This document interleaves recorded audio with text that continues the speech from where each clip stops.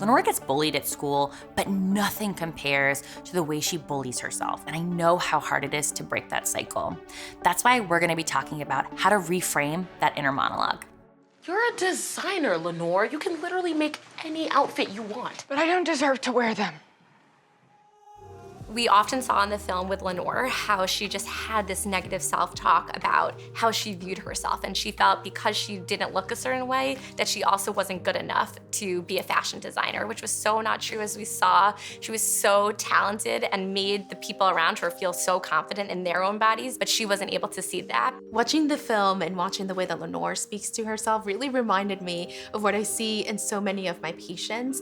It is this internalization of all the things that they have heard about themselves, their bodies, and what makes people worthy or unworthy. And this really matters in the long term. It sets them up for how they speak to themselves in the long term and how they view their body in the long term.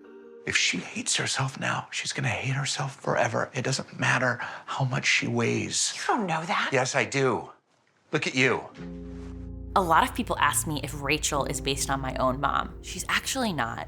Rachel is my own inner critic, the voice that compounds after years and years and years of bullying myself exactly the way Lenore does. And that shows us how important it is to break those cycles, because that inner critic gets stronger and stronger.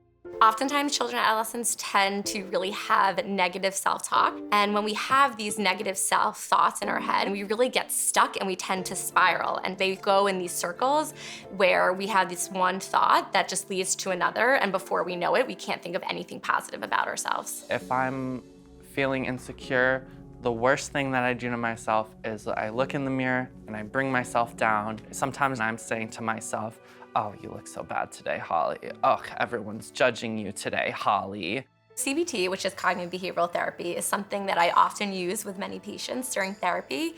And it's all about challenging and reframing our negative thoughts. So coming up with something more positive to say about yourself, proving why those thoughts are not true, thinking about other ways to boost our own self-esteem and our own self-confidence. I have really big eyes and my hair's curly and could be frizzy in some cases. So what I would do is I'd look at myself in the mirror and I'd go, okay, what if I did change that? What if it looked different?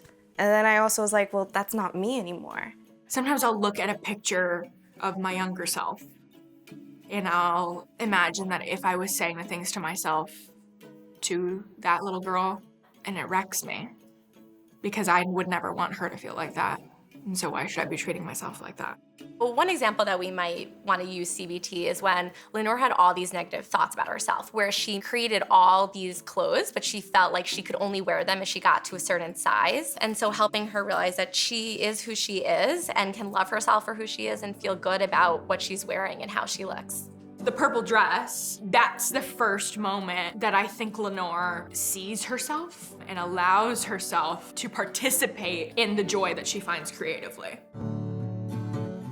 I used to deal with some insecurities when I was younger, and little me was like, we don't like how we feel like this. So I changed it. I would sit there and I'd pick something and I'd say, that's beautiful. And then I'd do that for a while until I felt, yeah, that is beautiful. And then I'd just continue until everything was beautiful to me. If you're struggling a lot with a lot of negative self-talk about your skin or your skin condition, remember that you don't have to dislike yourself in order to want to change something. That can give you a lot of peace. And then also you have to ask yourself, is it really true? Is it really as you're thinking? It's just trying to fight that voice that wants to say the bad things, make it say the good things about you. Look at yourself and say, no, I love you, Holly. I love you the way that you are. I think that you're great, and if you love yourself, other people will love you too. I got it! You got it! Oh, you got it! You got it! Oh my God, that's amazing! I think as parents, it's so important that we, again, focus on qualities and not body image when it comes to the praise and the worth that we give ourselves and our children. Going back to what really makes you you and makes you unique and makes you special, and learning and teaching children to associate worth to those qualities, to their kindness, to their curiosity, to their positivity, as opposed to the way that they look, can go such a long way. What I always tell my patient is that every day I want them to think about one positive thing about themselves and to keep a running list. And so if there's a moment in time or a day where they're feeling really down, they can go back and read that long running list and remind themselves of all the wonderful things about them. And it could be as something as small as making your bed or arriving to class on time. There's always like a bunch of static behind us in everything in our family and what we see. Just keep loving yourself.